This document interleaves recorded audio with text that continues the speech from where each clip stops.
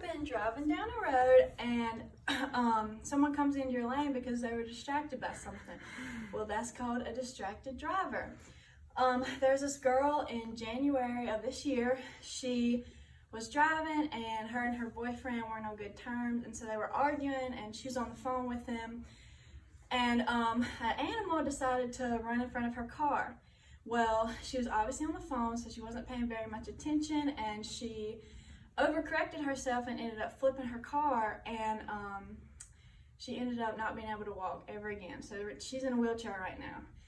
Her name is Kira Hudson. Well, the problem is people are being distracted while they're driving.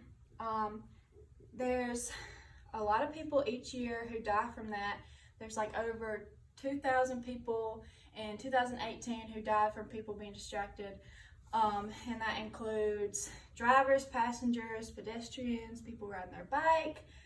In 2017, nearly 40% of high school students admitted to being on their phones while they were driving, whether they were texting or,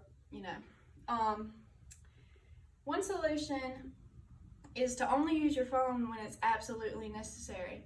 So if it's like an emergent call or a text you need to respond to at that moment, anything other from that, then it shouldn't really be a necessity for you to answer right then. Some things you can do is to set pre-programmed messages to send out at a certain time, or you can put your phone on Siri and she can do it for you. Just say, hey Siri, call this person or text this person, or you can just put your phone on do not disturb until you get to wherever you're going.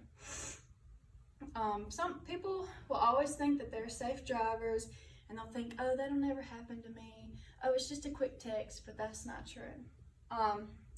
They think they might miss important calls and messages. Well, it can wait until you get where you're going. Other than that, you're putting yourself and potentially other people in danger.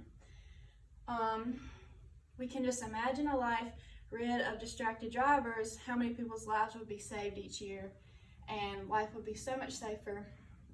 You can also just pledge to be a distraction-free driver and just tell others about your commitment to that. And I made a little PowerPoint, and it just talks about what distracted driving is, whether you're using your phone or eating or putting on makeup or yelling at kids in the back seat. And it starts usually when people are in their teens.